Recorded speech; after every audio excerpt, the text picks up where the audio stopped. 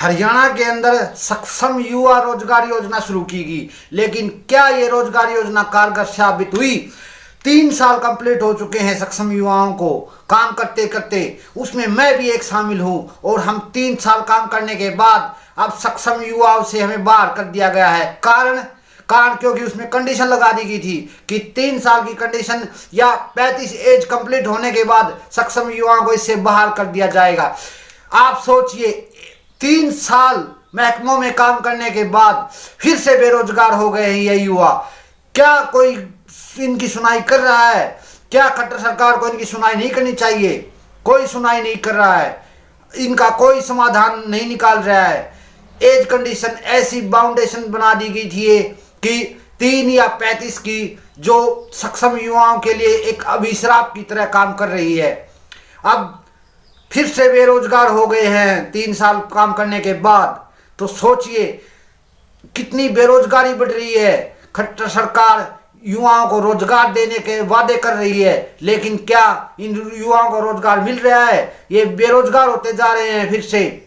ऐसी बाउंडेशन का क्या फायदा? क्या इनको ये बाउंडेशन हटा देनी नहीं चाहिए? आप इसके बारे में कमेंट जरूर करें। बने रहिए हमारे साथ, हम आपको बताते हैं 3,38,113 एप्लीकेशन सक्षम युवा योजना के अंदर रजिस्टर्ड हैं। तो सोचिए कितने बेरोजगार युवा हैं और इन युवाओं को बारे में कोई नहीं सोच रहा है। राजनीतिक पार्टियां सिर्फ वोट बटोरने का काम करती हैं। तो हम आपको बताते हैं, लोकतंत्र को मजबूत करने के लिए युवाओं की सबसे अहम भूमिका होती है। राजनीतिक पार्टियां जनता के वोट पाने के लिए सिर्फ बेरोजगार युवाओं से वादे करती हैं। युवा देश के विकास में अहम भागीदारी निभाने के बावजूद भी उनकी समस्याओं पर को अनसुना किया जाता है। बेरोजगारी की मार झेल रहे युवा असामाजिक बुराइयों की ओर चला जाता है, मगर उनकी समस्याओं को सुनने वाला कोई नहीं है। उच्च शिक्षा प्राप्त करने के बाद भी युवाओं की उनकी योग्यता के अनुसार रोजगार नहीं मिल पा रहा है। कैरियर की तलाश में युवा वर्ग इधर उधर की भागदौड़ कर रहा है। में होने के बावजूद भी उन्हें नौकरी की दर दर की ठोकरें खानी पड़ रही हैं। मेरी नजर में अहम मुद्दा बेरोजगारी का है, जो निरंतर बढ़ती जा रही है। इस बेरोजगारी के मुद्दे पर बात होनी चाहिए सरकार की। बेरोजगारी के मुद्दे पर चर्चा चलनी चाहिए। युवाओं को रोजगार मिलेगा तो देश तरक्की करेगा। युवाओं को रोजगार के अवसर प्राप्त होने चाहिए ताकि युवा आपराधिक प्रवृत्ति की ओर रुख न करें। बहुत से युवाओं में तकनीकी अक्षमता होने के बाद भी रोजगार के लिए दूसरे जिले और दूसरे राज्य का रुख करना पड़ता है, लेकिन उन्हें रोजगार फिर भी नहीं मिल रहा। इसलिए जरूरी है युवाओं के रोजगार के अवसर उपलब्ध कराने चाहिए।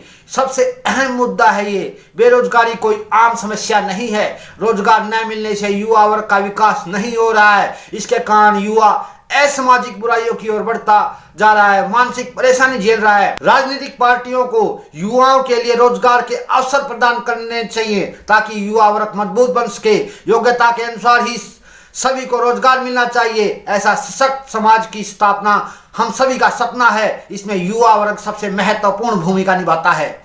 आप सोचिए, सक्षम युवा योजना के अंदर 3 साल काम किए हैं हम लोगों ने।